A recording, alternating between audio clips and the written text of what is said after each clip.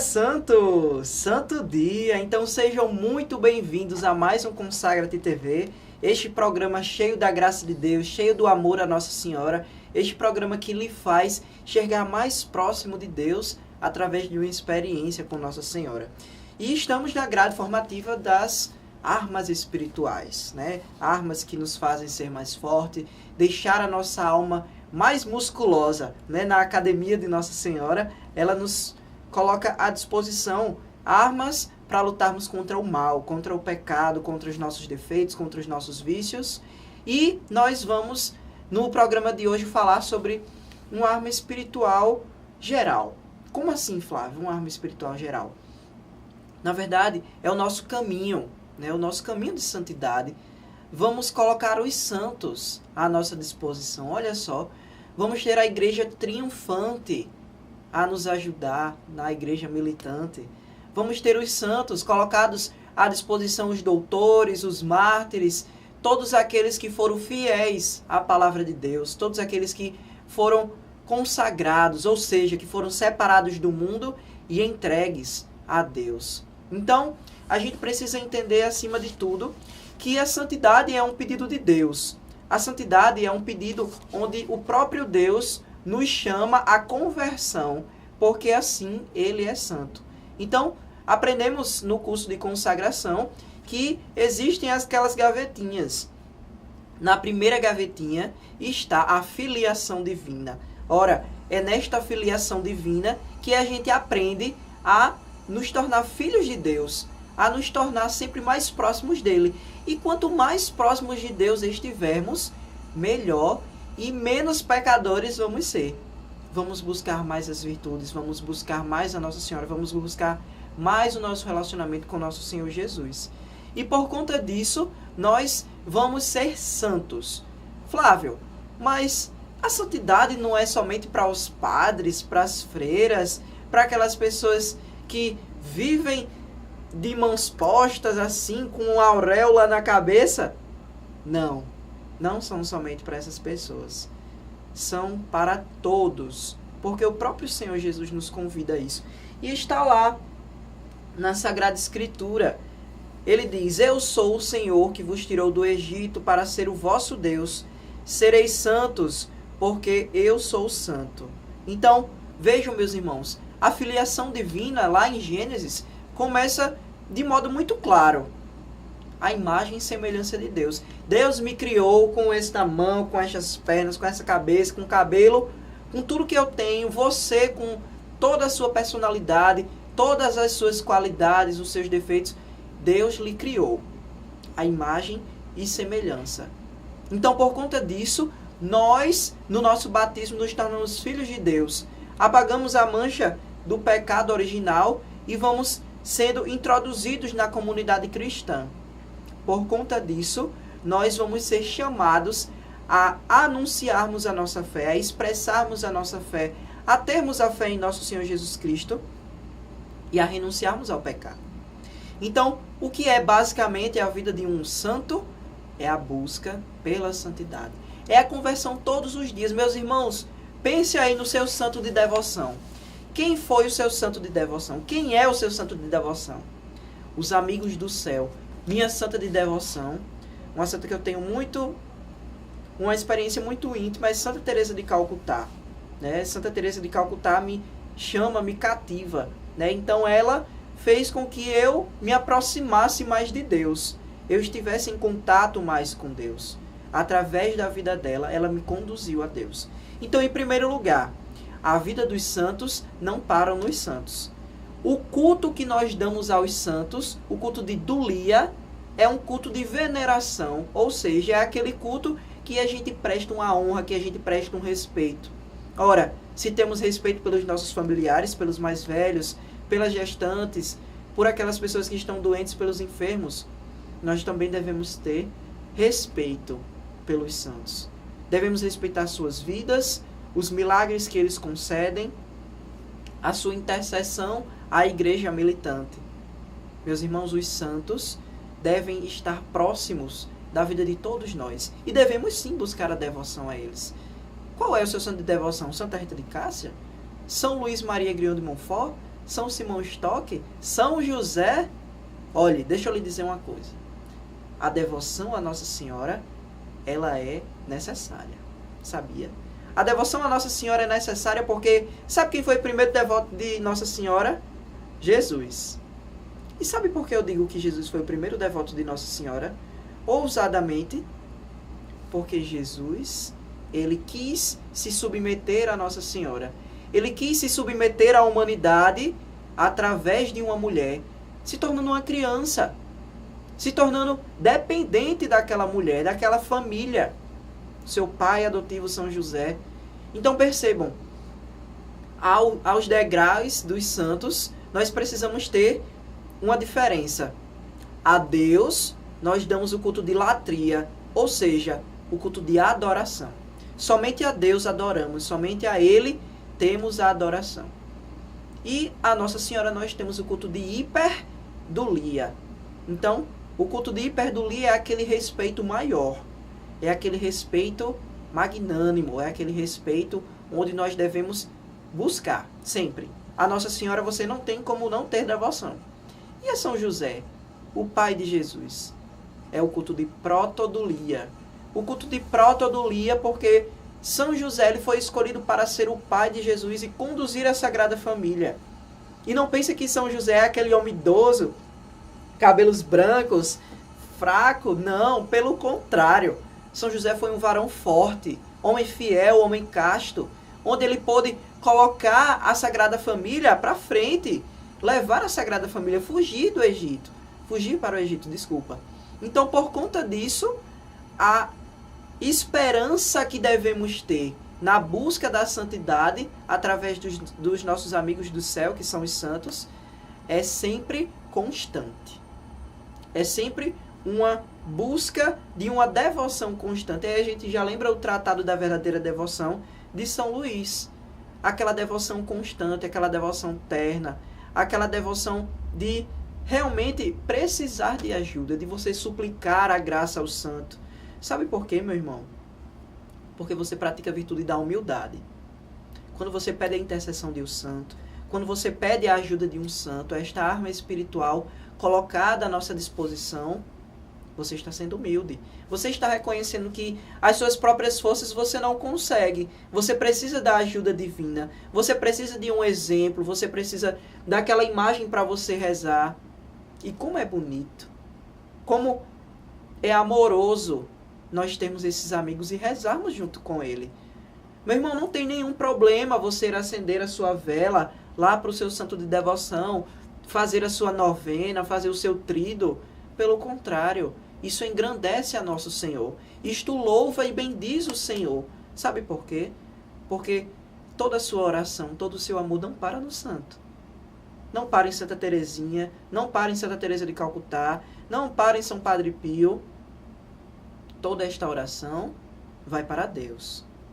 Porque é para lá que onde tudo converge. Assim como diz Santo Agostinho, o nosso coração andará inquieto enquanto não repousar em Deus. O nosso coração, a nossa busca de santidade não se completará enquanto não chegar a vitória, ao céu. Meu irmão, eu queria contar uma historinha para você. Imagine aí você caminhando, né, levando a sua cruz diariamente, né? Alguns já carregam no peito de consagrados. E aí você pode chegar a um momento da sua vida e dizer: ai, essa cruz está muito pesada. Não, eu não aguento levar essa cruz, não.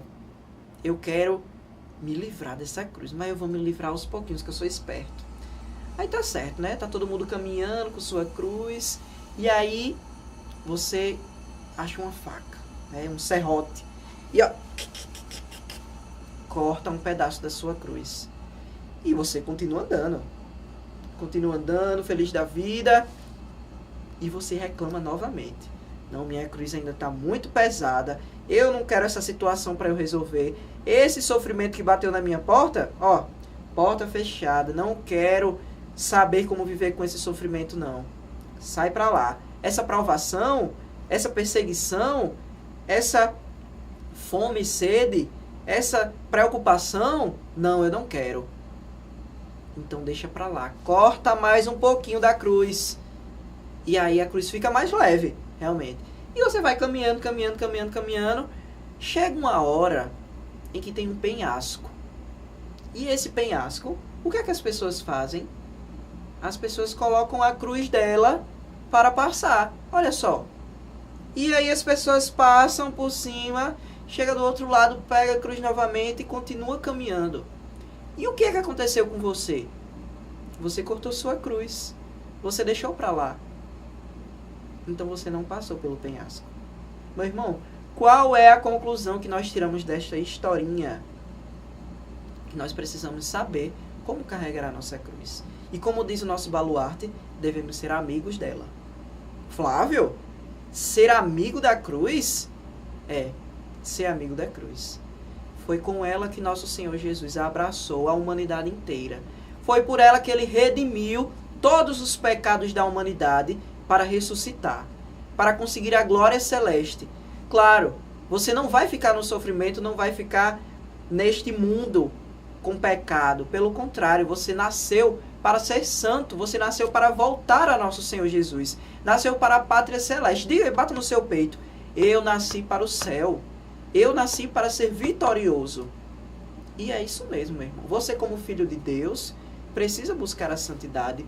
A exemplo de muitos santos que nós conhecemos. Vocês precisam. Nós, discípulos da Mãe de Deus, precisamos olhar para os nossos baluartes. Você conhece a vida do seu baluarte? De São Simão Stock, de Santo Cura d'Ars, de São Luís Maria Grião de Montfort, dos nossos intercessores, São Miguel Arcanjo. Temos uma formação sobre São Miguel Arcanjo. E sobre São José. Você conhece a história do pai de Jesus? Porque de Nossa Senhora, você já é para ter uma intimidade com Nossa Senhora. Você, como consagrado, deve buscar essa intimidade. Se você não conhece, busque agora. Busque conhecer a vida deles, porque você vai se apaixonando, você vai... Nossa, eles conseguiram, eles foram homens e mulheres de carne e osso como eu. Se eles puderam, eu também posso. É isso que a gente precisa pensar. Eles conseguiram, eu também posso. Eles não foram diferentes, não. Claro, Nossa Senhora Imaculada, São José é uma figura importantíssima. Claro, a gente nunca vai chegar no grau de santidade deles. Mas no culto de idolia, você deve prezar, você deve se esmerar, você deve cultivar dentro do seu coração esse desejo de santidade. Porque é assim que você vai alcançar o céu. É buscando. Meu irmão, não se preocupe, você cai, os santos caíram muito. Você olhar para Santa Teresinha e ver, nossa, como aquela mulher pecou. Mas ela pecou. Ela se confessava, ela participava dos sacramentos, ela tinha o seu confessor, ela fazia suas missões, considerada a padroeira das missões, sem sair do Carmelo, para vocês verem o quanto ela participou. E aí a gente já lembra de Santa Teresinha. Eu vou falar sobre o doutoramento. Doutoramento? Você já ouviu falar em doutores da igreja? Pois é, existem os doutores da igreja, existem os padres da igreja, existem os servos de Deus, existem os beatos e existem os santos. Então vamos aprender um pouquinho. Quando uma pessoa ela tem uma vivência através das virtudes eucarísticas, através de uma penitência, através das virtudes teologais, da fé, da esperança, da caridade, quando ela vive buscando a Deus e essa pessoa ela vem a falecer, a igreja pode abrir um processo de investigação, um processo onde vai estudar a vida daquela pessoa. Vai olhar seu histórico, vai olhar o que ela fez, o que ela deixou de fazer, se teve milagres pela intercessão daquela pessoa. Então a igreja, muito sabiamente, ela precisa estudar a vida daquele cristão, daquela pessoa que buscou a santidade, porque proclamar uma pessoa santa significa reconhecer que ela buscou a Deus de uma forma heróica, de uma forma firme, de uma forma fervorosa, que ela não desistiu. É como diz São João Paulo II, o santo é o pecador que não desiste, é aquele que cai 7 vezes e se levanta 8. É aquele que não desiste. Então, os santos, ao receberem esse processo de investigação, eles vão primeiramente ser considerados servos de Deus. né? A diocese onde essa pessoa viveu vai entrar com um processo, né?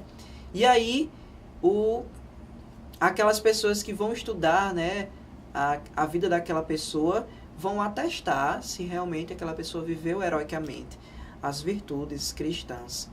Depois disso, depois que as pessoas vão estudar a vida dela, que ela é servo de Deus, aí ela passa a ser beato, né? E para ser beato é necessário também que haja a intercessão de um milagre, né? E esse milagre, ele precisa ser intercedido por aquela pessoa. Por isso que muitas congregações, muitos institutos religiosos fazem aqueles santinhos com uma oração, né? Como aconteceu para o caso de Santa Teresa de Calcutá, né? Quando ela foi ser canonizada. Inclusive até aqui do Brasil, a pessoa que teve um problema diagnosticado, né, na cabeça, no sistema nervoso, e aí teve a intercessão, né? Uma irmã deu para ela a oração da pessoa que cuidava lá do enfermo, e aí ela fez a oração pedindo a intercessão de Santa Teresa de Calcutá, e o milagre foi concedido, né? Uma pessoa lá de Santos. E então, através desses milagres, é que o processo vai andando. Então aí, depois que a pessoa se torna beato, vem a ser canonizado pela igreja. Claro, o processo de santificação, né, esse processo onde vão estudar a pessoa, é muito minucioso, pode durar anos, né, mais de 10 anos, 30, 40, 50, 100, não importa. O importante é que nós busquemos a santidade, né? E aí você pode lembrar dos mártires. E os mártires, eles precisam desse processo? Não. Os mártires, eles, claro, precisam de um processo para investigar realmente como foi o martírio, essas coisas. Mas o martírio não precisa da intercessão do santo para um milagre. O martírio é a defesa da fé, você derramar o seu próprio sangue. Claro, o martírio não é chamado para todos, né? O martírio é para algumas pessoas. Mas isso não lhe tira o fato de viver o martírio branco, como dizia Santa Teresinha, né? O martírio de todos os dias. Aquele martírio da escola, da faculdade, do trabalho, da sua família. Então, no martírio, aquelas pessoas derramam sangue em nome de nosso Senhor Jesus Cristo.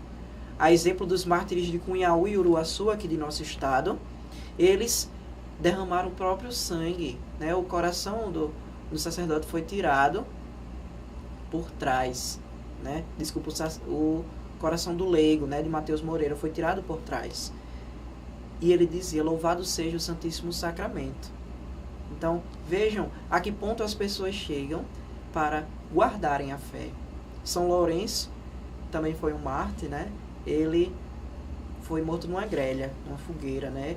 E dizem a tradição que quando ele estava sendo queimado de um lado, ele disse assim: pode virar, este lado aqui já está todo queimado. Então vejam que as pessoas, elas não titubeiam, né, para guardarem a fé de nosso Senhor Jesus Cristo. E sabe por quê, meu irmão? Porque eles têm fé. Eles não desacreditam em nosso Senhor. Eles não desacreditam na providência de Deus para alcançar a salvação, para buscar esse caminho de santidade. E assim devemos ser nós. A exemplo de todos aqueles santos, todos aqueles mártires, na Santa Missa nós lembramos, na oração eucarística, né? Os santos, os mártires, as virgens, os religiosos, os leigos, todas aquelas pessoas são chamadas. E não pense que por você ser leigo, por você ser casado, você não precisa buscar a santidade. Pelo contrário, você precisa também.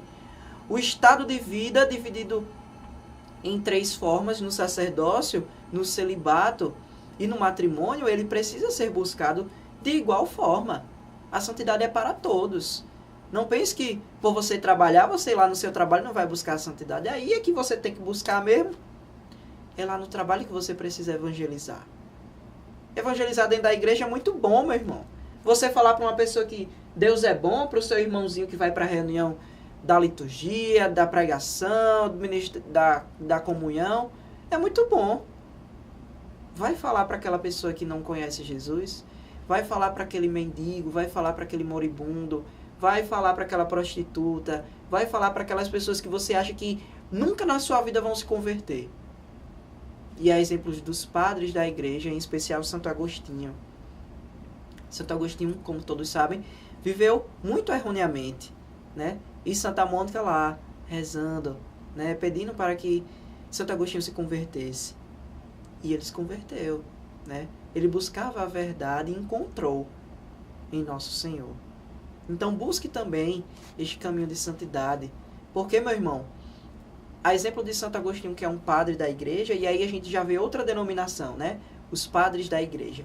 Os padres da igreja são aquelas pessoas que viveram nos primeiros séculos, né? Nos primeiros séculos ali, os padres, e não necessariamente precisam ser sacerdotes, né? Podem também ser leigos, homens e mulheres.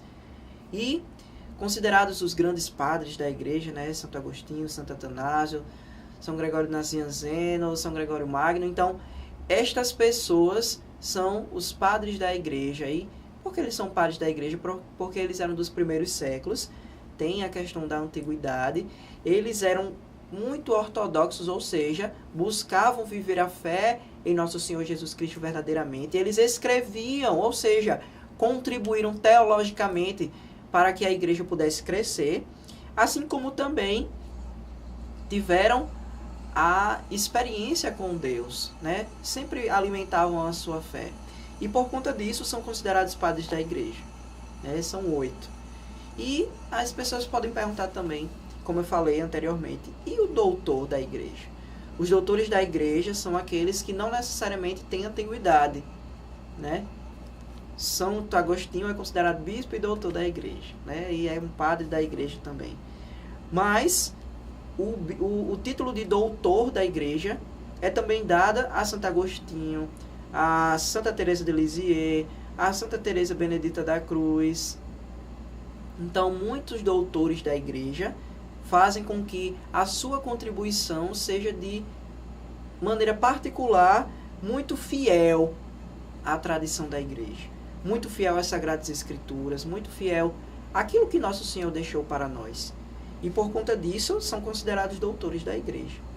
E aí, a gente pode perceber que a santidade, meus irmãos, é para ser vivida na sua comunidade, né? Nós, discípulos da Mãe de Deus, nós buscamos a santidade de uma forma mariana, de uma forma eucarística.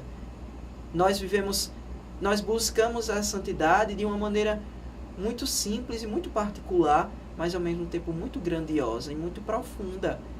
Temos a veia carmelitana, né, com São Simão Stock, com a imposição do escapulário. Temos a vivência monfortana, né, com São Luís de Montfort, com a consagração, nosso apostolado, muitos grupos de consagração em nossa igreja. Temos a figura de Santo Cura d'Ars, com a oração pela santificação do clero. Então vejam o quanto que nossa comunidade busca pela santidade nos seus projetos. No PHS, meu irmão, o PHS é um projeto de santidade para você buscar. Uma virtude de Nossa Senhora, ó, ali, ó, todos os dias. Quer ser santo? Viva o PHS. Tenho certeza que vai lhe ajudar bastante. Uma virtude por dia eu vou praticar. E um vício, de lado, eu vou deixar. Olha aí, deu até para rimar. Então, meus irmãos, que busquem a santidade todos os dias, né?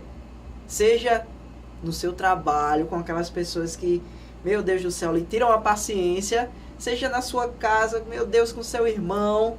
Seja com os seus amigos que lhe chamam para fazer tudo, menos ir para a igreja.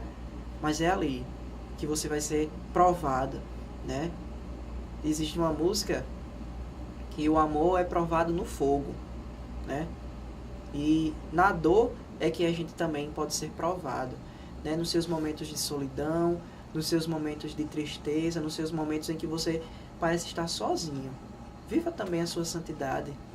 Busque, mesmo que você não se arrepie, mesmo que você não chore, mesmo que você ache que está sozinho, mas não deixe de rezar. Não deixe de buscar a santidade. Sabe por quê? Porque Nosso Senhor não desiste de nós. Nosso Senhor não desiste de você, não desistiu de mim.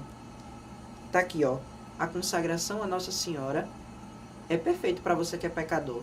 É perfeito para você buscar a santidade. É uma arma espiritual grandiosa para que você não desista. Para que quando chegue um penhasco na sua vida, você use sua cruz e seja amigo dela.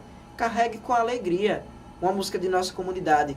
Eu carrego a minha cruz a cada dia. Eu carrego a minha cruz com alegria.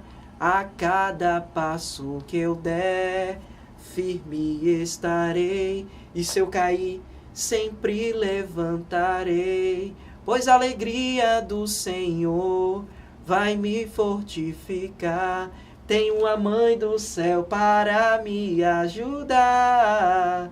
Sou amigo da cruz, sou amigo de Jesus. Então, meu irmão, viva a santidade, busque a santidade todos os dias, que nos encontraremos no céu, na nossa pátria celeste, ela que é esperada por nós. Caso vocês queiram ter mais formação, caso vocês queiram aprender mais sobre a vida dos santos, fique conosco. Nossa próxima grade de formação é sobre os santos, principalmente os nossos baluartes. E essa foi a grade das armas espirituais, para que vocês se fortalecessem, se tornassem firmes e continuassem na batalha espiritual que vocês têm todos os dias para enfrentarem e serem vitoriosos.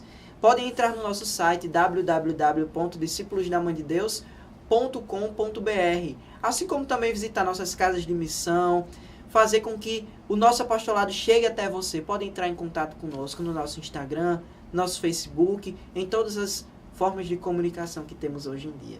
Então fiquem com Deus, fiquem com Nossa Senhora e cheirinhos!